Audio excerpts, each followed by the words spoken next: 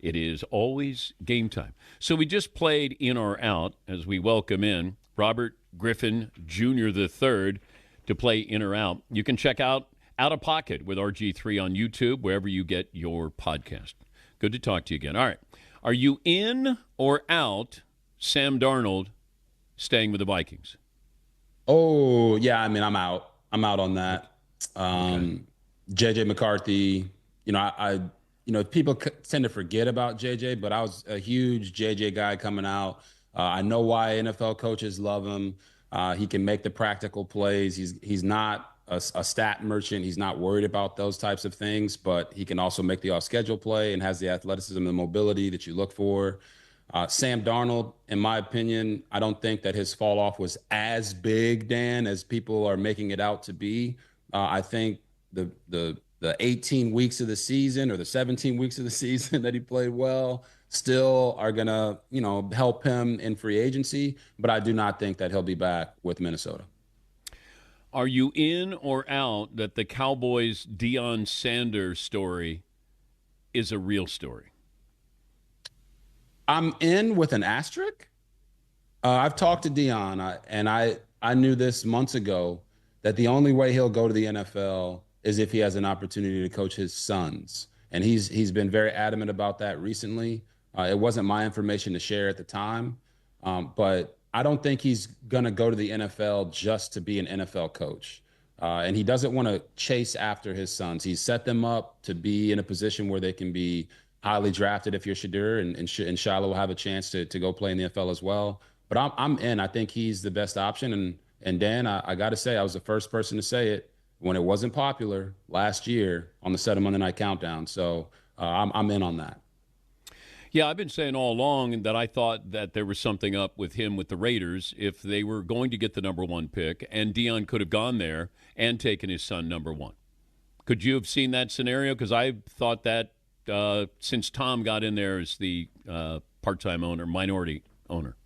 Yeah, I thought for sure. And I know that Dion, he's very supportive of other coaches. And this is something that I'm not sure people really pay attention to a ton, where it was Kenny Dillingham at Arizona State, where there's Marcus Freeman, where there's Mike Vick in his situation in Norfolk State. He's very supportive coach of other coaches.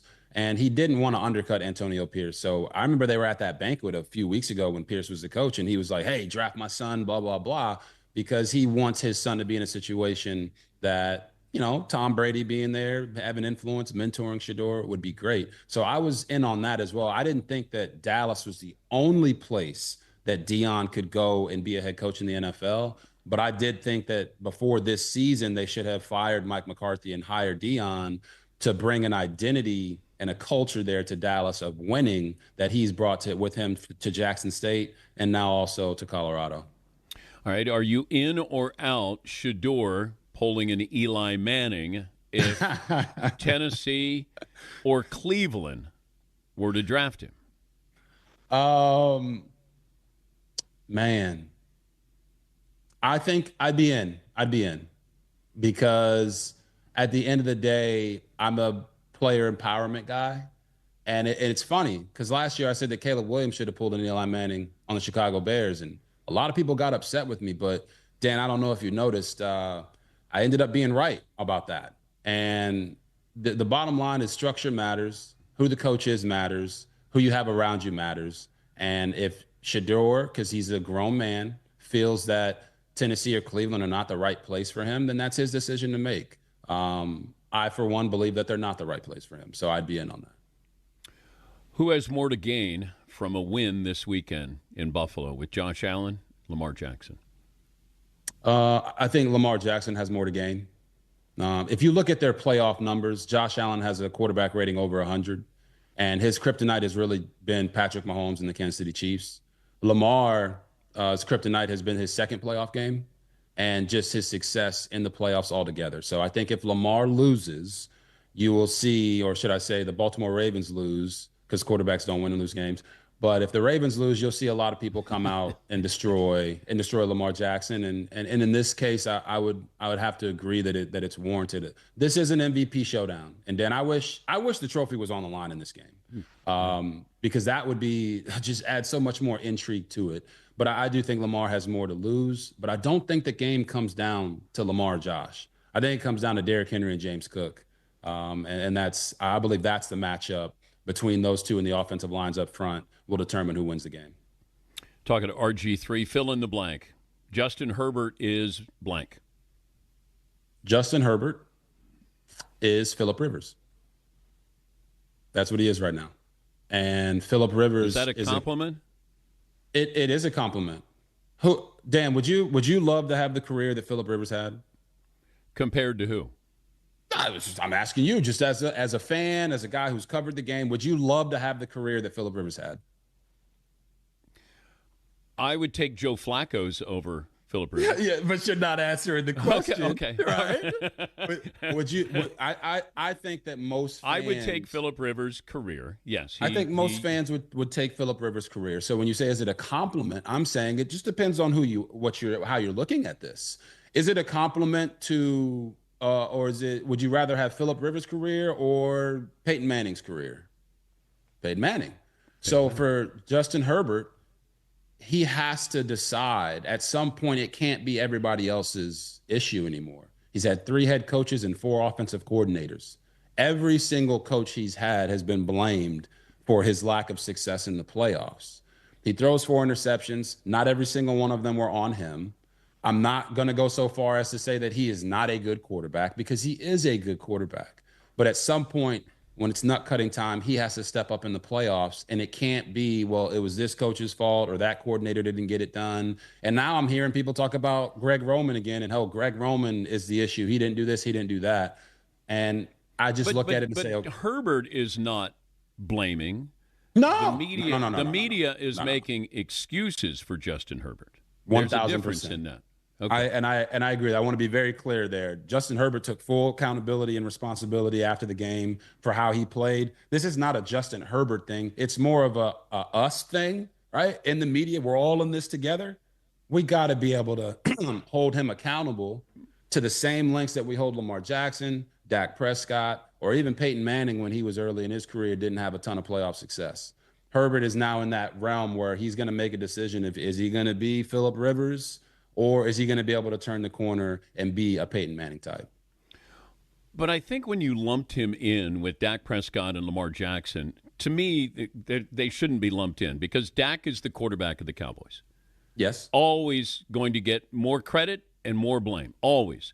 Lamar's a 2-time MVP and hasn't done anything in the postseason. Justin Herbert, I think, is propped up by a portion of the media that wants him to be a great quarterback. He's not a great quarterback. Lamar's won 2 MVPs. He has got to perform in the postseason. That's what we expect out of MVPs. And Dak, you walk into that position and you're going to get criticized. And Dak has not really done much. And now he's 32, coming off hamstring surgery. And so he's injury prone and immobile. And now whoever takes over the Cowboys inherits that. That's not a good recipe there. Yeah, and you're talking about my tweet from a couple of days ago when the Chargers lost. And the reason Mike and Dave, need a wedding date, lumped them all in together is because, yes, I can understand the Lamar Jackson piece. 2, you like that movie reference. It's a great movie. I don't know why people don't like it. It's a great movie. I understand the Lamar Jackson piece, the 2-time MVP. But now we're just creating these subcategories for, we're going to criticize this guy, but not this guy. Lamar's success in the playoffs or lack thereof, or of how he's played, he still made it to an AFC championship game. Justin Herbert hasn't even sniffed that. So when you look at Dak Prescott and what he's been able to do, as the quarterback of the Dallas Cowboys, that's awesome. But I'm not going to subdivide that and say I'm going to give Dak more criticism just because he's a quarterback of the Cowboys.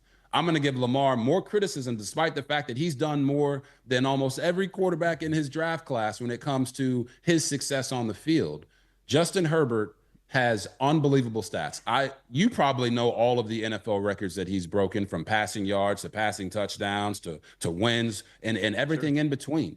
I do think he is a great quarterback. The question is he a clutch quarterback when it matters? And right now, he hasn't been. And for that, to me, it's you either give everybody grace and you say, hey, it took Steve Young 7-8 years to figure it out. It took Manning 8-9 years to figure it out. Or you make sure you criticize them all at the same level, because quarterbacks always get the most praise and they always get the most criticism, right? More praise than they deserve, more criticism than they deserve. We can't create these subcategories and say, all right, well, we're not going to go after Justin Herbert just because he's not the quarterback of the Cowboys and he's not a 2-time MVP. But who's not going after him? You think Justin Herbert gets the same amount of criticism that Lamar Jackson does? Or Dak Prescott? Or Tua Tagovailoa? Lamar's a 2-time MVP. What about Tua Tagovailoa? Let's take Lamar out of it. Do you think Justin Herbert gets the same criticism as Tua Tagovailoa? Tua gets a hall pass because of his health. Tua does not get a hall pass. They had a whole offseason. They had a whole offseason. They had a whole offseason that Tua can't make throws, right? All right. Do you think that he's a great quarterback? I do. And I think he's the perfect quarterback for Mike McDaniel's offense. Why would Tyreek want out if you've got this great quarterback there? Well, Tyreek probably wants out because Tyreek wants to win Super Bowls. And you can't do that with Tua? I think you can, but Tua was banged up this year. And Tua's going to be banged up. We hold our breath. I think that we hold our breath with him. I don't think people are critical of him. I don't. Really? Nowhere near. Nowhere near other quarterback. No. I think Tua, we got a hall pass. He got a hall pass because of his health. What were his numbers this year? What did he do this year? What did the Dolphins do this year? Well, he showed that he's the MVP of the Dolphins, because when he was out, they couldn't sniff a win. But then when he came back, he actually helped them get back into playoff contention and have a chance at the end of the season to make the actual playoffs. So if I said you can have Tua moving forward or Justin Herbert, who would I take? Yeah. Hate that question, Dan. Damn it. You set it up. I didn't set it up. You set it up. You're just trying to get the Miami Dolphins fans You brought to get in mad Tua. At me. You brought in Tua. I did bring in Tua. I did bring in Tua. I did. So all right. If I had to pick, I'm taking Tua Tagovailoa. I am. I'm taking Tua over Justin Herbert. You don't believe that. You do not believe that. I do believe it. You do not believe. Let's go around the room. Who believes that RG3 is telling me the truth? Todd, do you think he's telling the truth? I think he is. Oh, go suck up. I appreciate you, Todd. My guy. See, do you think RG3 is telling me the truth? I do. I believe he's telling you the truth, yes. Oh, my God. Now, the question, Dan, the better question is, would they take Tua over Justin? Because I don't think a lot of people would. No, I think from watching the tape and watching the two guys play, if health is not an issue, because health is an issue for both of them. Let's be honest. Well, it's really an issue for Tua. It's really an issue for Tua. If you could guarantee me that Tua never gets another concussion, I'm taking Tua. Yeah, but I can't do that. That's part of what you take. Paulie, you want to call out RG3? Yeah, Robert was lying to you. His voice went up 3 octaves. I believe it. I believe it. He did. Oh, okay. Yeah. Paulie used to work for the FBI giving lie detector tests. So, yeah, he's calling you out. Before I let you go, whenever I read, well, not whenever, but a lot of times I'll read about Jaden Daniels, and then there'll be the cautionary tale where they bring up you.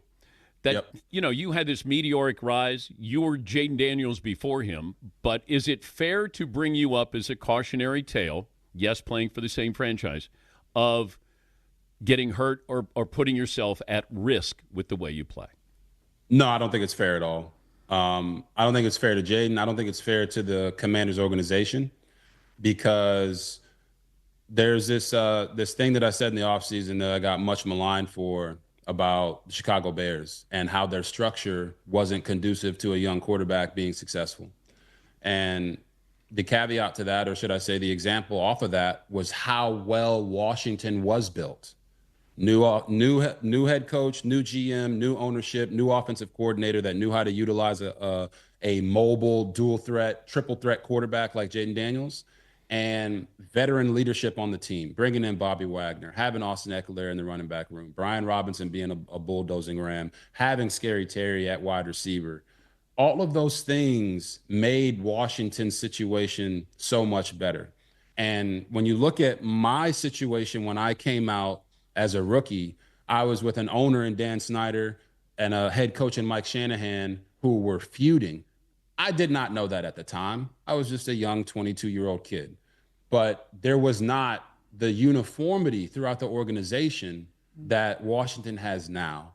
And that's why I always say organizations and NFL teams screw up more young quarterbacks than they actually help succeed. But you got to hit it at the right time. And right now, Jaden Daniels in Washington hit it at the exact right time. They take care of him. They've removed the dark cloud from the organization. But I'm talking style, though, Robert. No, but that's what I'm style. I'm with you. But the style, his style of play and where you play and who you're playing with all matters. That's what I'm trying to say. Listen, I can't go back and have Haloti Ngata not hit me in my knee against the Baltimore Ravens. I can't do that. There's no way for me to do that. I think you could have avoided him, couldn't you? I mean, he could have not hit me in the way that he did, but that's a conversation for another time. Okay. And I could have done a much better job in my career of protecting myself. I think that's very well documented. I think what you'll see from Jaden Daniels, if you watch the tape, is that he has done a much better job protecting himself. Getting down, sliding, avoiding some of those big catastrophic hits. But that's the point I wanted to make. I didn't think it was fair to keep bringing you into this because I do think he runs differently. He is protecting himself. Yeah. There were times when you took on contact, but I'm watching Jaden Daniels not going, well, when's he going to be RG3? Because I think you guys, while having similar traits, you're different quarterbacks, and it's a different era. It's a different organization. So that's the only reason why I brought that up. I not to interrupt. Sorry, okay. No, it's your show. My bad. I'm saying that his style of play and how he's utilized matters. Okay, this is about Jaden Daniels. This is not about me, but all of those factors that went into where I was playing and what was going on and how I was utilized matter. Cliff Kingsbury is utilizing Jaden Daniels better than I was utilized when I was a young quarterback. And I think that matters in how they're doing it. And the field's in better shape for Jaden Daniels. That's a good one. That's a good one. That's a good one.